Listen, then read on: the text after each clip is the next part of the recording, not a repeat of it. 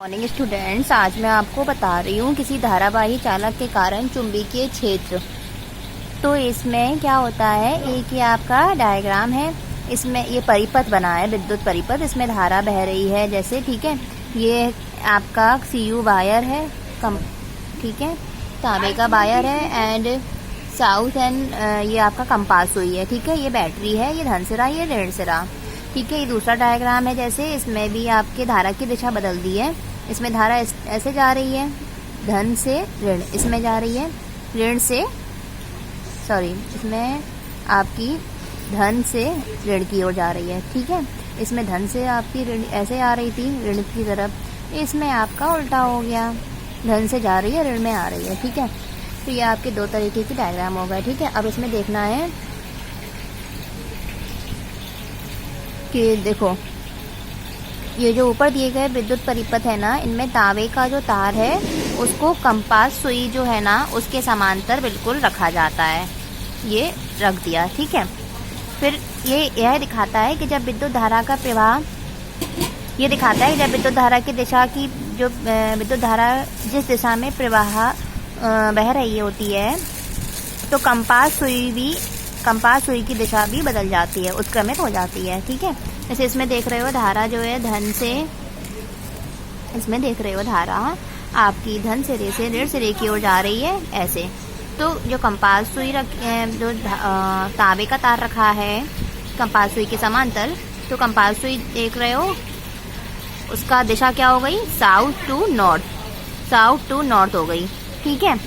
और जब इसका दिशा बदल गई है, मतलब कि आपकी धन सिरे से ऋण सिरे की ओर हो गई है, तो जो कंपास सुई है उसका डायरेक्शन साउथ टू नॉर्थ हो जाएगा। तो इस तरीके से मतलब धारा, मतलब विद्युत, हम बोल सकते हैं जो विद्युत है वो चुंबकत्व से, इलेक्ट्रिसिटी मैग्नेटिज्म से, विद्युत जो है वो चुंबकत्व से एक रिलेटेड होती है, ठीक है।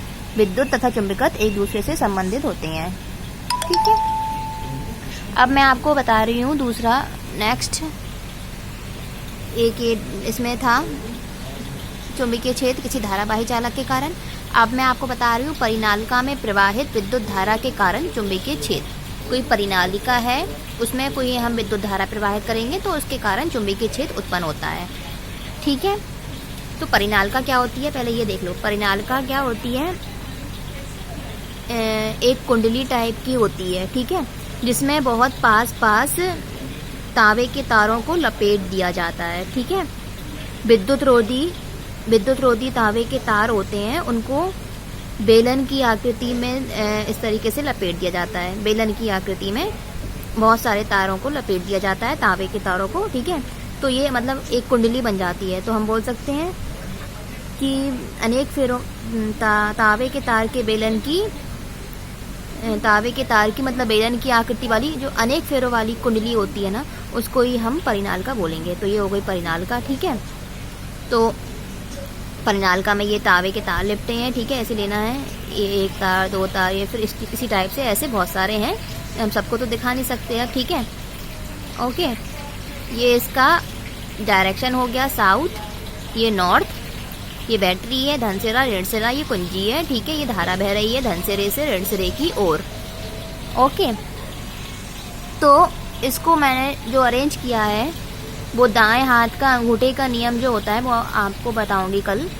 तो दाएं हाथ के अंगूठे के नियम से हम किसी भी विद्युत धारावाही परिनालिका को ऐसे अरेंज करेंगे कि उसके कारण इस तरीके से हम उसे अरेंज कर लेंगे दाएं हाथ के अंगूठे के नियम से, ठीक है। परिनालिका को अरेंज किया तो इसके अरेंज करने से इसके चारों ओर चुंबकीय क्षेत्र रेखाएं उत्पन्न हो जाएंगी, और ठीक है, इस टाइप का पैटर्न बन जाता है, ठीक है। तो अब क्या होता है, परिनालिका का एक सिरा जो है वो उत्तरी ध्रुव की भांति कार्य करता है और दूसरा सिरा दक्षिणी ध्रुव की भांति कार्य करता है, ठीक है।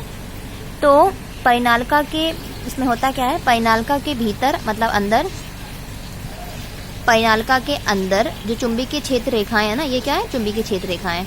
चुंबकीय क्षेत्र जो रेखाएं हैं वो समांतर होती हैं, कैसी, उनका कोई आकार नहीं होता, बिल्कुल समांतर होती हैं, ठीक है, बिल्कुल समांतर होती हैं। तो इसका मतलब ये है, यह शो करता है कि किसी परिनालिका के अंदर समांतर होने के कारण जो चुंबकीय क्षेत्र रेखाएं हैं वो एक समान होती हैं।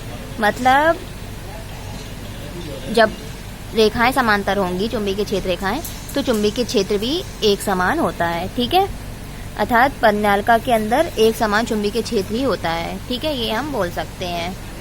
तो ये आपके दो पैटर्न, दो टॉपिक थे जिसमें चुंबकीय क्षेत्र हम उत्पन्न कर सकते हैं। ठीक है, ओके।